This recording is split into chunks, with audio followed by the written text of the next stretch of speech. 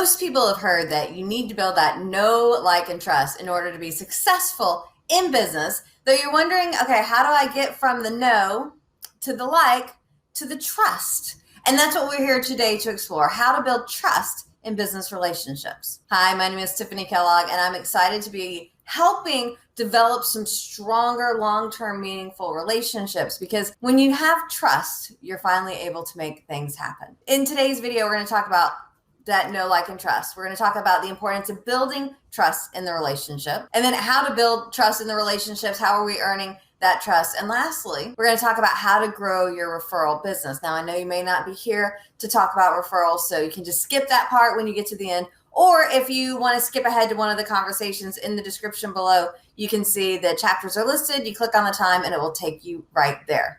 So let's talk us a little bit about know, like, and trust. Every single relationship starts with, I've not ever met you before, I've never seen you before, and we have to develop those relationships. And so we start off getting to know who you are. It may start with your name, your profession, your neighborhood, where you work. There's lots of different things, but we're starting off at that know level.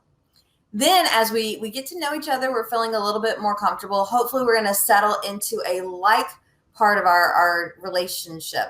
And oftentimes we find that people will turn to third parties to say, hey, what do you know about Joe? What do you know about Sue? What do you know about Mary? And get the feedback from others that we already know, like, and trust to help us have that reinforcement. Now, here's the thing. I know the video is, how do you build that know, like, and trust in business relationships? But it's the same thing in our romantic relationships. We have to get to know who you are, get to like you, and then hopefully we'll trust you enough to be in a serious relationship with you, get married, whatever that may look like. Our business relationships are the same. And I think it's interesting. A lot of times it's like, hey, I just met you. You want to do business with me? Or, hey, I just met you. You want to hire me? It takes some time often, and we have to build up that trust, which gets us to the importance of trust, because to me, we're not going to get hired. We're not going to have somebody refer us. We're not going to be handed the keys to the kingdom until we've built that trust. People have to feel comfortable in order to give you, whether it's that money, that credibility, whatever it is that you're looking for. So it is important, because that trust will get things to happen for us. Too often, if we're at the know or the like part of the relationship, we're not going to get very much out of it. And so we have to take the time to build up that trust. So how do we build the trust? There's a litany of things that we could talk about. And I would love to hear from y'all in the comments below. What are some of the things maybe that I've missed on how you can build trust? And I'm going to give you a handful of them. So first off, I think show up. If we've scheduled an appointment, show up and be on time. And maybe even a couple minutes early. Like, don't be too early. Like, if you get somewhere an hour early, it's weird, especially like if you're in their office. But a couple minutes early, I think, can be a powerful thing. You're showing up on time.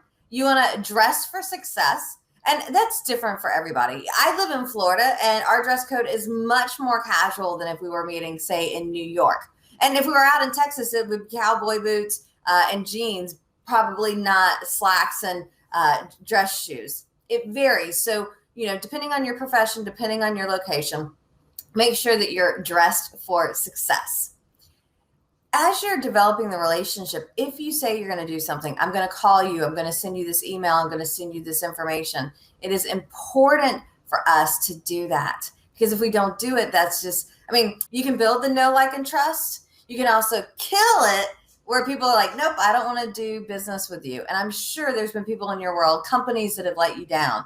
And so it is much easier to build the trust the first time than to try and reestablish it. Not that it can't be done. It just takes a while. Now, when I think about earning trust in business relationships, I often think in the referral world, though it's not limited for sure to the referral world. This could be within a company, but I'm going to take it from the perspective of how do I earn the trust? And one of the things that we talk about in Incentives Ignite Your Business program is there's actually 16 different relationship builders that you can utilize. And I'm going to kind of give you a Cliff Notes version, a couple of the favorite ones that I have to help build trust. Though, do know if this is the first time hearing about Ignite Your Business, drop me an email or leave me a comment below, and I would love to invite you out. The module is called Motivate Your Network. and come as my guest to hear all 16 of the 16 relationship builders.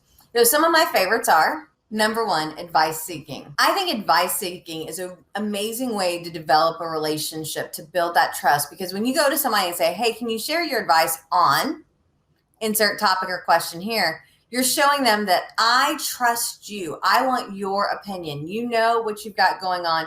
You know what's happening. So could you give me some advice? So it helps create that level of trust of, hey, I trust you. And so hopefully that will build their trust in you. Number five, collaborating. Now, my very technical, fancy definition of collaborating is working on something with someone. I know it's pretty simple.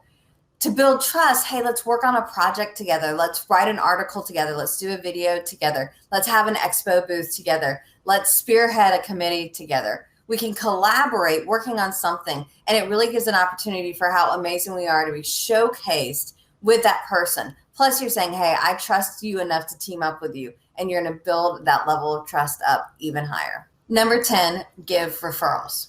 Again, like the other two I mentioned, we're showing how much we trust them by giving them referrals. And we're working on our reciprocal relationship. We're working to motivate them, and that's going to be very powerful. And if you want to go to learn about more referrals, if you go to my YouTube channel, I have a whole playlist on more referrals. So there's lots and lots of videos for help on that topic. Number 14, volunteer. Being willing to give your time is definitely a way to help build that know, like, and trust with your relationship.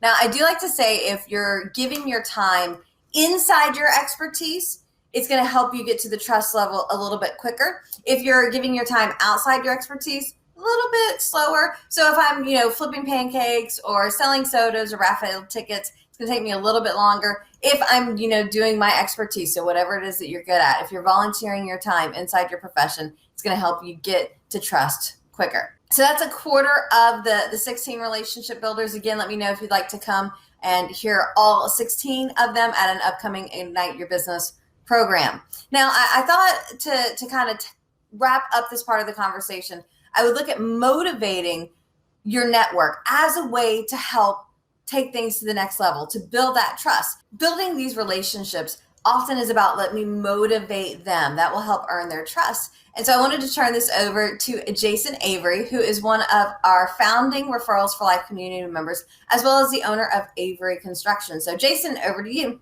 It's my job to motivate. I motivate people on the golf course. I motivate them on fishing trips. I motivate them at clay shooting and all the kind of fun activities I would enjoy doing anyway. And I take an architect out that I want to motivate, take a contractor out that I want to motivate. Let's get them on the same team playing together for the day. They're both going to be super motivated by it at the end of the day. We're all having fun. You get 4 hours together instead of the classic 1 hour, 1-to-1. It really deepens a relationship where these people go above and beyond for you.